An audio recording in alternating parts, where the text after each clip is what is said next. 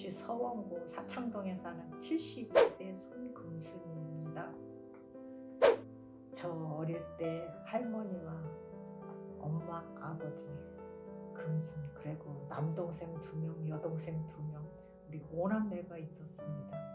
그래서 할머니와 아버지, 그래서 8식구가 살았습니다.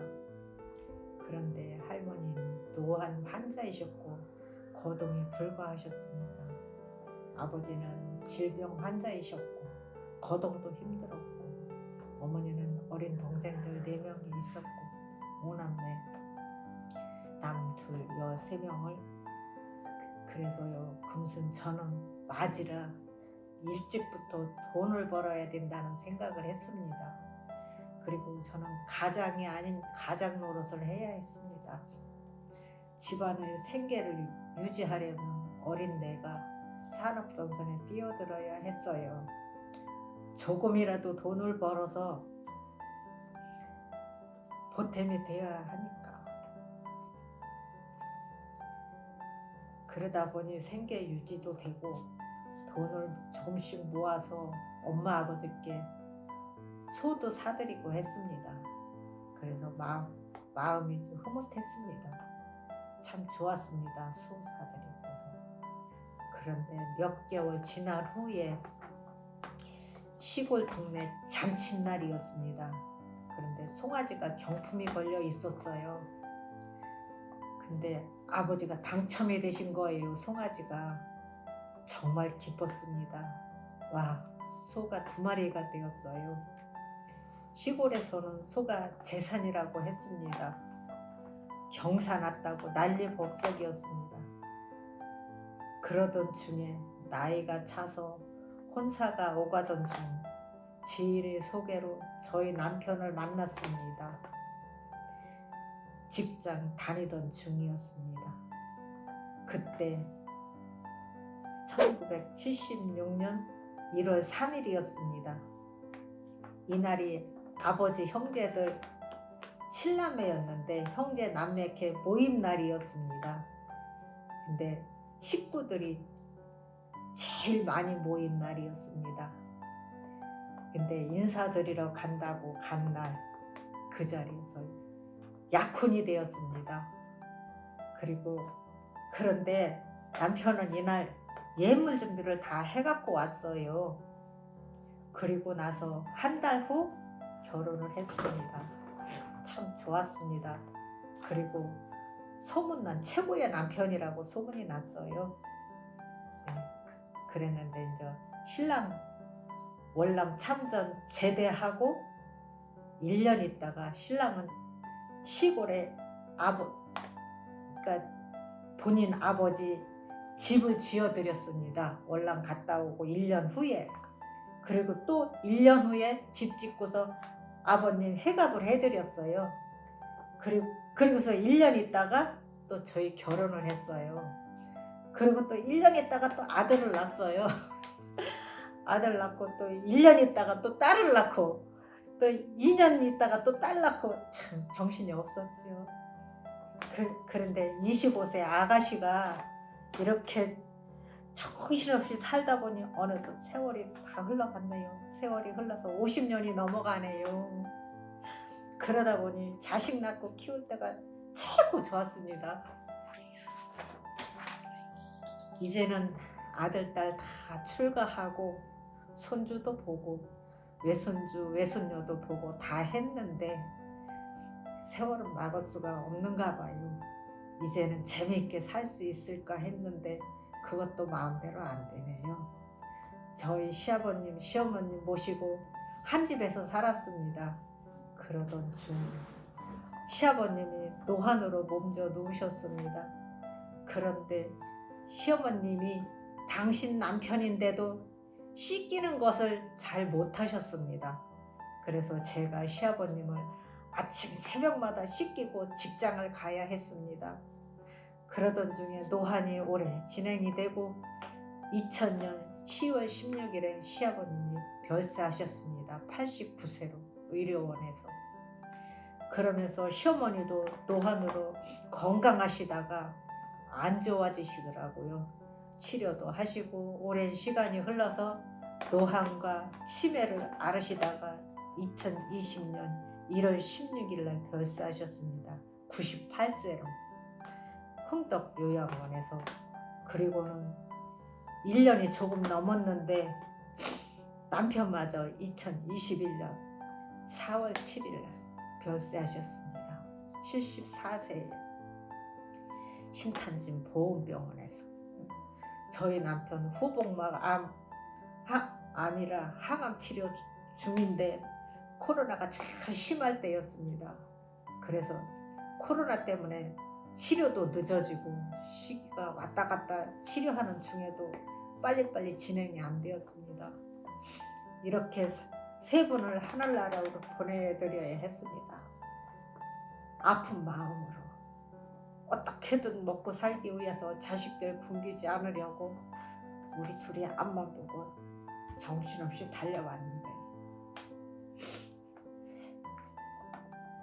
이제는 덩그러니 혼자만 남았네요. 내 집 마련하려고 신혼 시작할 때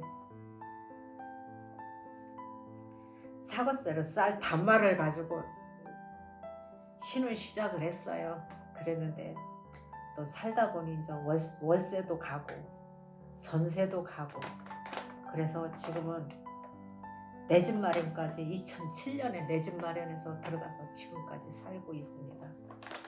그런데 그 집 들어갔을 때가 아주 그 집은 그렇게 크지는 않은데도 대궐 같은 집이었습니다. 그래서 지금 그냥 현재 살고 있습니다. 그 집에서.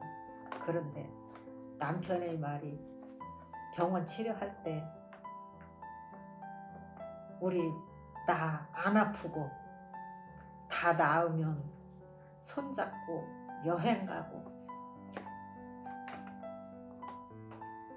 맛있는 거 먹고 놀러 가자 했는데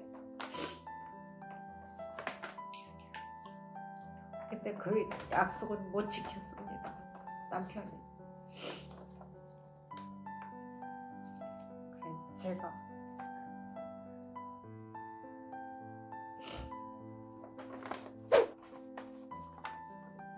남편에게 글을 썼습니다. 월남청전에 갔다 온 후유증으로 몸은 다 망가지고 마지막에 복부 수술하고 제대로 회복도 안 되고 항암 치료까지 하느냐고 정말 고생이 많았어요. 몸은 만신창이가 됐고 해서 마음이 너무나 아픕니다. 안타깝고요. 이제는 하늘나라에서 아프지 말고 편안히 잘 계셨으면 좋겠습니다. 사랑해요. 보고 싶어요.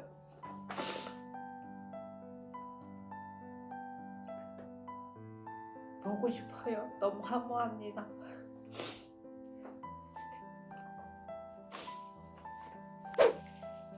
지금 아무것도 못해요. 지금 어디 간다고 해도 나이가 들어서 나이가 차서 그러면서 안 되더라고요. 그러니까 힘이 이제 마음도 약해지고 힘도 약해지고 그래서 의욕이 없어져. 네, 취미생활도 못하겠고 그래서 지금은 그냥 쉬고 있어요. 네, 친구는 많아요. 여기저기 불러주는 데는 많고 친구들이 가끔 또 불러줘서 밥도 먹자고 그러고 오라 그러고 가서 보리밥도 먹고 오고 이제 그러고는 하는데 허전할 때가 많고 막 외롭고 쓸쓸할 때도 많고 그럼 막 보고 싶잖아요. 그럴 때가 많아요. 그리고 이제 여기 이제 가끔 이제 여기 월참에 이제 나와서 또 거기서 사무실에서 이제 또 같이 여럿이 모여서 밥도 먹고 그러니까 좀 좋을 때도 있고 하는 건 좀 건강하고 진짜 아이들 이제 뭐 우리 애들 이제 앞으로 잘 되는 거 그것밖에 없지 더 바랄 게 뭐가 있어요.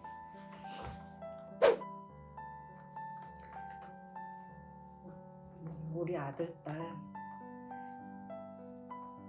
아프지 말고 건강이 최고니까 건강 잘 챙기고 여태까지 잘 커주고 잘 살아왔으니까 앞으로도 건강하고 그냥 지금같이 잘하고 그냥 행복하게 가정 잘 이루고 또 애들 다 잘 돌보면서 재밌게 건강하게 잘 살았으면 좋겠습니다. 하고 싶은 얘기는 조금 더 저희가 월참 미망인이잖아요. 근데 이제 마음 같아서는 조금 억울한 부분이 좀 있더라고요. 저희는 급수를 못 받아가지고 많이 아팠어요. 여기저기 허리 수술도 참 많이 하고 다리 수술, 어깨 수술 뭐 그러는데도 많이 했는데도 급수를 못 받았다고. 그러니까 이제 고엽제는 보니까는 거기 등급이 안 나게 그렇게 돼 있더라고요. 보니까 경도, 중도, 고도까지 받겠는데 저희 남편은 고도에서 딱 이제 한 100만 원 이상은 이제 돌아가실 때쯤에 받았는데 근데 돌아가시고 나니까 저한테는 이런 한 푼이 없는 거예요.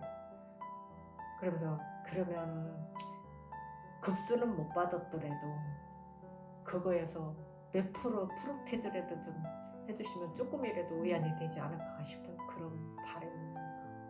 근데 너무 아무것도 10원 하나도 없으니까는 너무 좀 허망하고 허무하고 너무 좀 억울하다는 생각도 들고 그렇게 됩니다. 그래서 정부에서 좀 어떻게 좀 생각 좀 해주셨으면 좋겠고요. 온란 참전 회의에서 그런 게 좀 참작이 되지 않을까 싶은 생각이 말씀드리는 건데 좀 좋은 좀 일이 있었으면 좋겠습니다.